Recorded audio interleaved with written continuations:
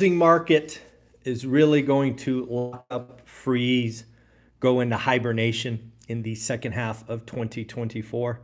This again is talk at the national level. I want to give you some insight on what you could do in your local area, or even better yet, your local buy box. Let's talk about the jobs number that came out on Friday. We'll talk about what's going on with billionaire Barry. We've got to, of course, look at the week ahead. There's a lot of important things going on.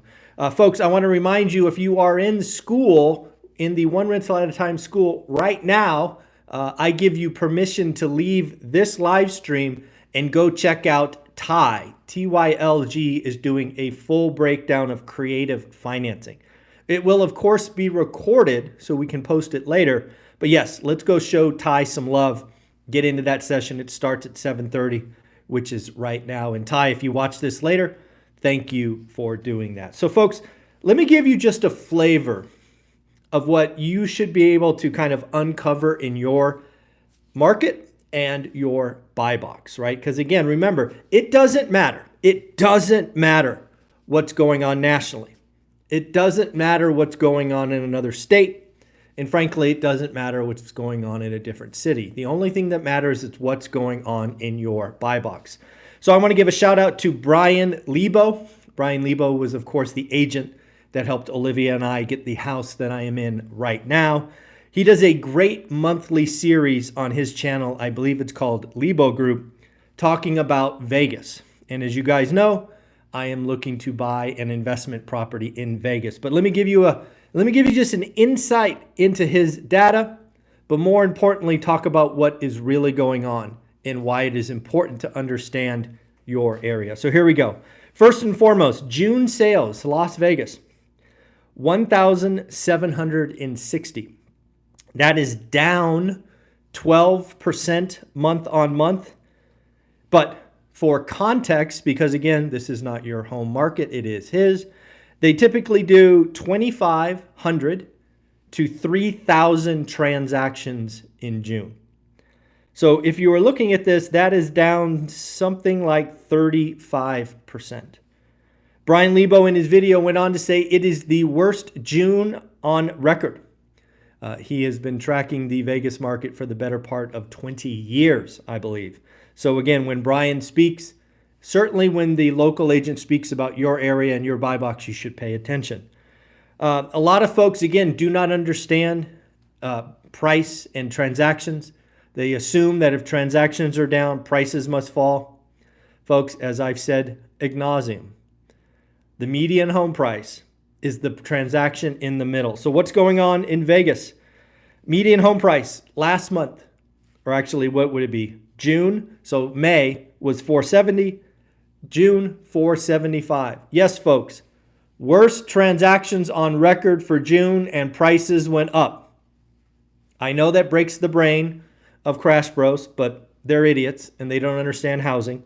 But that is what could happen. Price is up 7% in Vegas. Supply, 3,920. That is up 8% month on month. However, Vegas is still sitting at 9 weeks supply. But now the value. Now what I want you to look at. So something that Brian Lebo has been doing for the last couple of years is he's been taking his market and dividing it into chunks. And this is what I want you to do. He in Vegas, right? Vegas median home price is about 500 for easy math, right? I just told you it was 475. For this conversation, let's round to 500. So what Brian does is he goes in and says, okay, from 250 to 500 grand, what is the active inventory and pendings? He calls it absorption. So right now, 250K to 500K, right, median and below, 47% or half of the active inventory is pending. Now, if you go to the luxury market, the luxury market in Vegas, I always talk about is 2x. If the median is 500, what is going on 2x the median? So Brian calls that the luxury market, anywhere from 1 million to 1.5 million.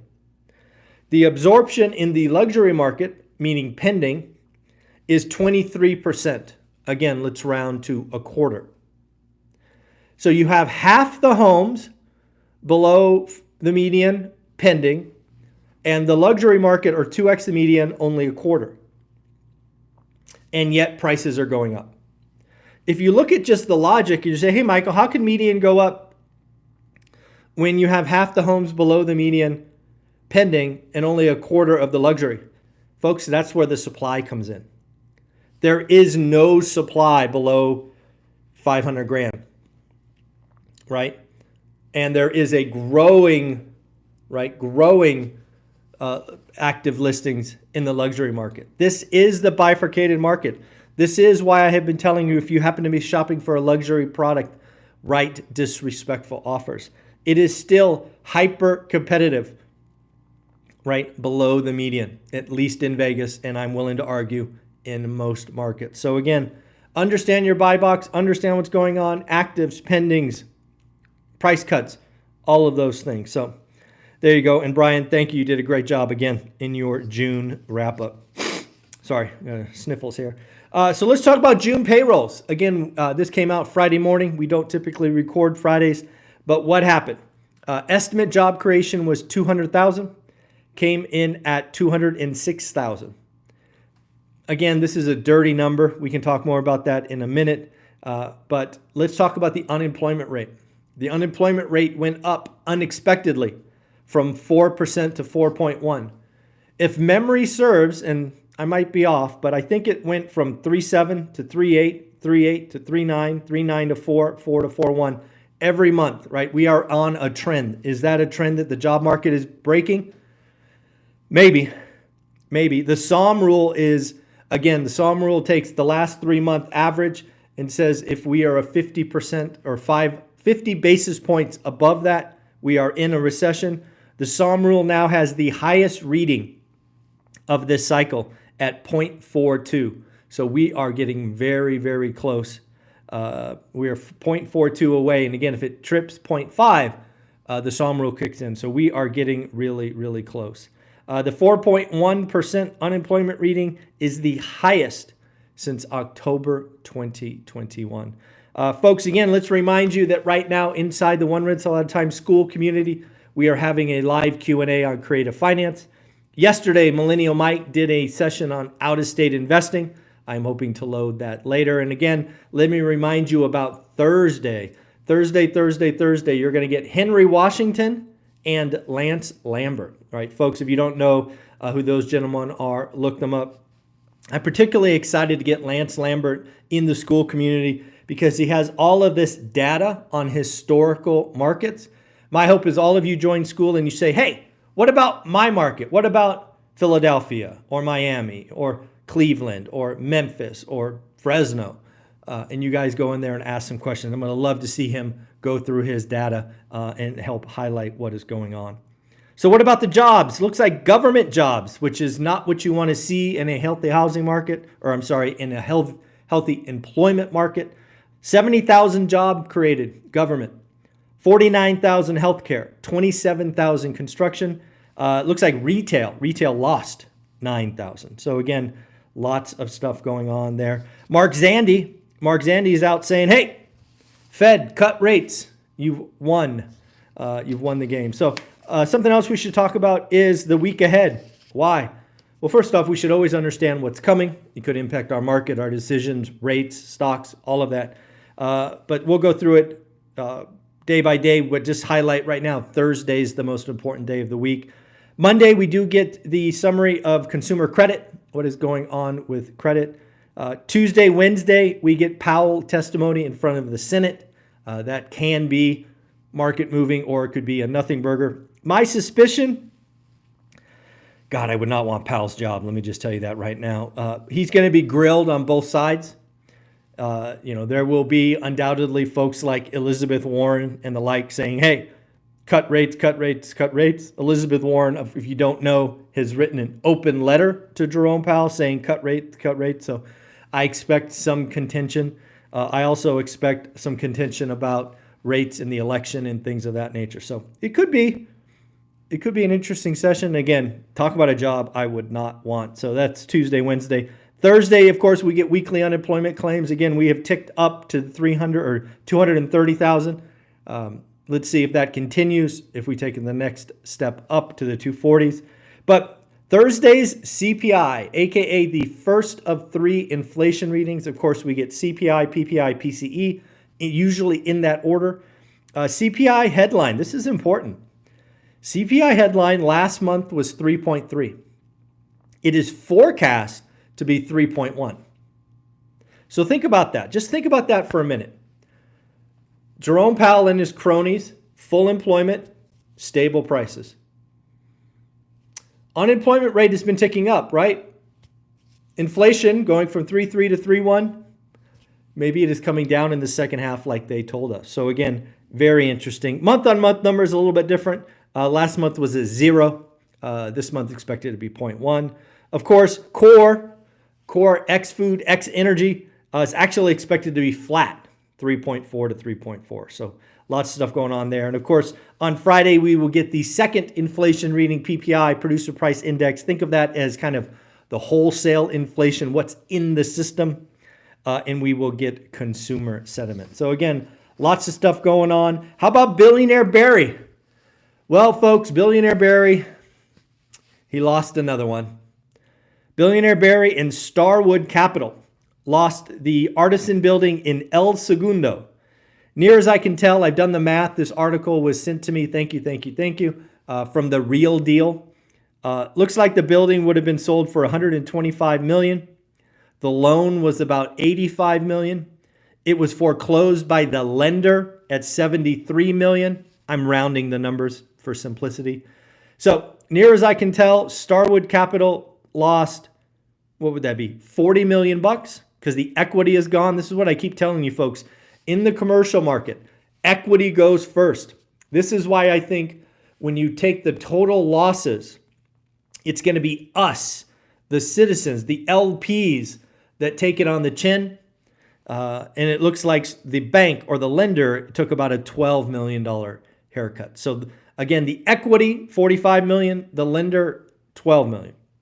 It's not the housing crash. In the Great Recession, you would have seen the lender take almost 100% of that loss. So again, lots of stuff going on.